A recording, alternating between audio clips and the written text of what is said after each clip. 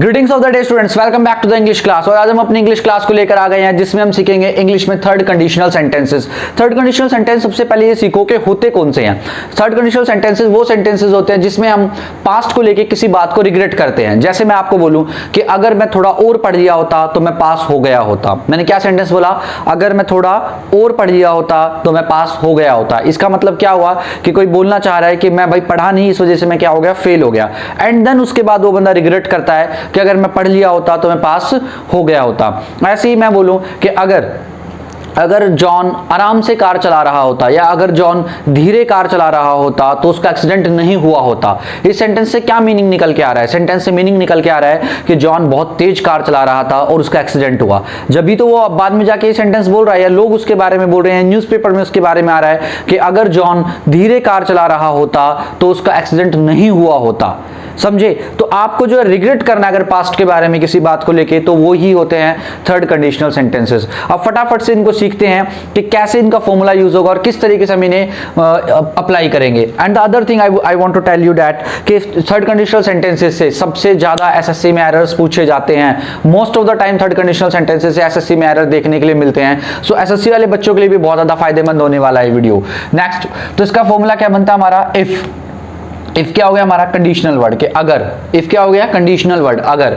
If के बाद आएगा सब्जेक्ट हैड और वर्ब की थर्ड फॉर्म। को क्या आएगा? सब्जेक्ट हैड वर्ब की थर्ड फॉर्म और ऑब्जेक्ट। इसको हम पास्ट परफेक्ट भी बोलते हैं। तो पास्ट परफेक्ट सेंटेंस प्लस उसके बाद हमारे को क्या यूज करना है? सब्जेक्ट वुड हैव और वर्ब की थर्ड फॉर्म प्लस ऑब्जेक्ट। क्या यूज करना है? वुड हैव प्लस वर्ब की third form plus object. SSC वाले बच्चे याद रखो, अगर आपको यहाँ पे हैड प्लस वर्ब की थर्ड फॉर्म लगा के दिया है उसने सेंटेंस में, तो आगे must sure would have plus verb की थर्ड फॉर्म ही आएगी। ये बात याद रखना। अगर उसने आगे वुड हैव प्लस वर्ब की थर्ड फॉर्म लगा के दिया है तो पहले वाले क्लोज में आपको हैड प्लस वर्ब की थर्ड फॉर्म का ही यूज करना है। Most of the time SSC इस तरीके के एरर्स बनाता है और बनाता रहेगा और आपको इस बात में गलती नहीं करनी है। तो फर्स्ट सेंटेंस देखते हैं। फर्स्ट सेंटेंस हमारा क्या है और इसका मीनिंग भी समझते चलेंगे। If John had studied hard he would have passed with flying colours. What it means कि अगर जॉन जो है मेहनत से पढ़ा होता, अगर जॉन ने बहुत मेहनत की होती और अच्छे से पढ़ा होता, he would have passed with flying colours. Flying colours का मतलब होता है अच्छे नंबरों से, तो वो अच्छे नंबरों से पास हो गया होता। अब सोच के देखो इस सेंटेंस का मीनिंग क्या बन रहा है कि भाई हम क्या कहना चाह रहे हैं कि जॉन जो है फेल हो गया, वो अच्छे से नहीं पढ़ा तभी तो वो फेल हुआ। तो इसका मतलब हम क्या कर रहे हैं? उसके फेल होने के बाद रिग्रेट कर रहे हैं, पास्ट में एक इमेजिनेशन कर रहे हैं, उसको रिग्रेट लेके आ रहे हैं कि अगर वो अच्छे से पढ़ लिया होता तो वो क्या हो गया होता?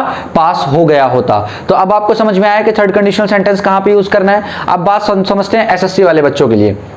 देखो भाई, यहाँ पे हैड प्लस वर्ब की थर्ड फॉर्म का यूज किया हुआ है, तो वो आपको यहाँ पे क्या करेगा? वो आपको वुड हटा के यहाँ पे विल दे देगा। वुड हटा के क्या कर देगा? यहाँ पे विल वगैरह दे देगा। विल दे देगा या हैव नहीं लगाएगा या विल हैव पास्ड लगा देगा। तो आपको याद रखना है यहाँ पे क्या आना चाहिए? Would have passed. क्या आना चाहिए भाई? वुड हैव पास्ड आना चाहिए। नेक्स्ट सेंटेंस देखते हैं। If Kate had cracked interview. If Kate had cracked interview, what it means? अगर केट कोई लड़की, अगर केट ने इंटरव्यू क्रैक कर दिया होता, she would have got the job, तो उसे जॉब मिल गई होती। व्हाट इट मींस कि किसका मतलब केट जो लड़की थी वो इंटरव्यू क्रैक नहीं कर पाई और उसे जॉब नहीं मिली। अब जो वो इंटरव्यू रूम से बाहर आ गई तो उसके शायद से दोस्त हैं या उसके पेरेंट्स हैं, उससे बात कर रहे हैं और कह रहे हैं कि अगर केट ने इंटरव्यू क्रैक कर दिया होता तो इसे जॉब मिल गई होती। Next sentence. If it had not rained yesterday. If it had not rained yesterday we would have gone to the beach. What it means? It means that अगर कल बारिश ना हुई होती, अगर कल बारिश ना हुई होती तो we would have gone to the beach. हम कहां चले गए होते?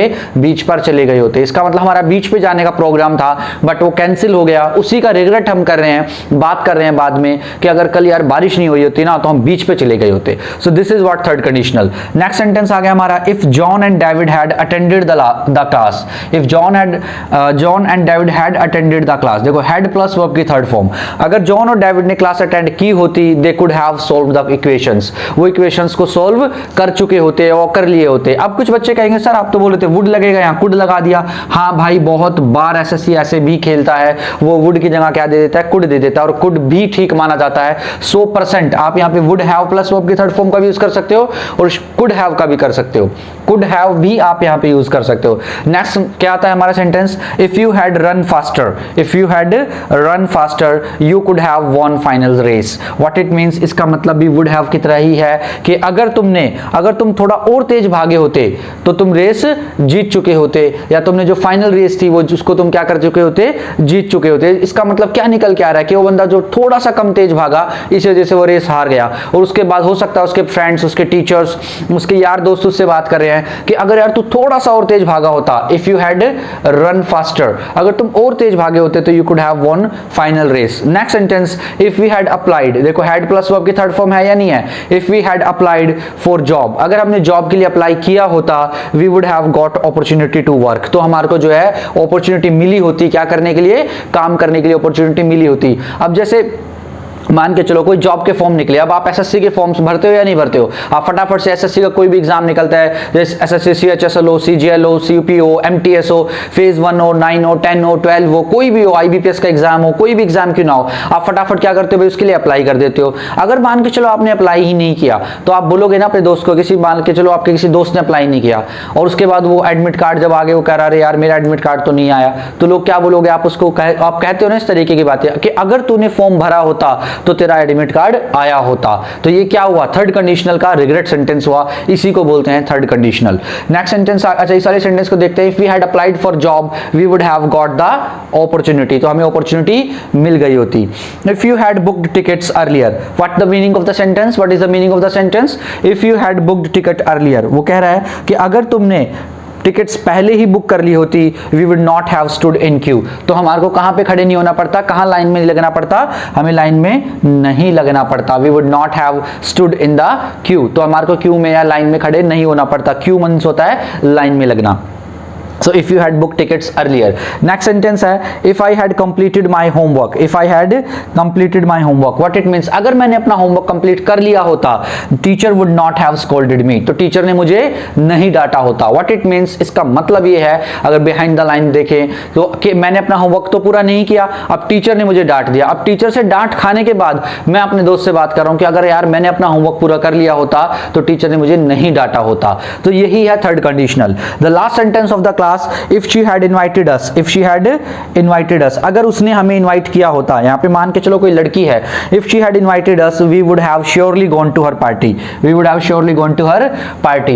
मान के चलो किसी कोई आप हमारी फ्रेंड थी, उसने पार्टी रखी और उसने हम लोगों को नहीं बुलाया, नहीं इनवाइट किया, उसके बाद हमारे को कोई दोस्त मिले, वो पूछते हमसे भाई तुम उसकी पार्टी में क्यों नहीं गए, तो हम उसको तुरंत बोलते ना अगर उसने हमें बुलाया होता तो हम उसकी पार्टी में गए होते। What it means, it means कि उसने हमारे को पार्टी में नहीं बुलाया। तो if she had invited us we would have surely gone to her party। ये था लास्ट सेंटेंस। तो हमने क्या सीखा आज, थर्ड कंडीशनल सीखा। इसमें एसएससी वाले बच्चे किस बात पे ध्यान रखेंगे, अगर हैड प्लस वर्ब की थर्ड फॉर्म आगे दे रखी है तो आगे क्या यूज करना है, वुड हैव प्लस वर्ब की थर्ड फॉर्म।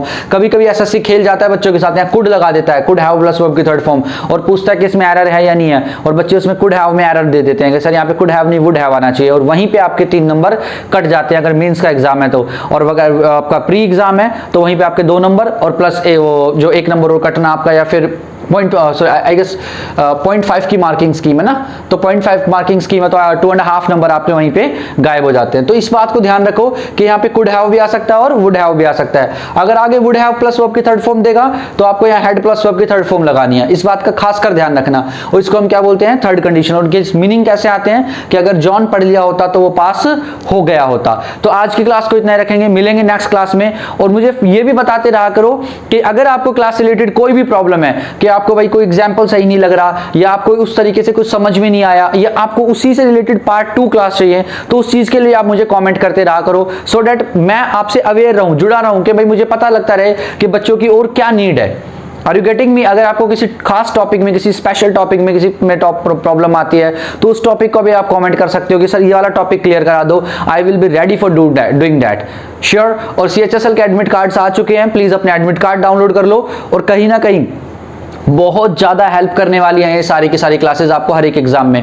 तो आज इतना ही रखेंगे इस क्लास में, मिलेंगे नेक्स्ट क्लास में। जय हिंद दोस्तों।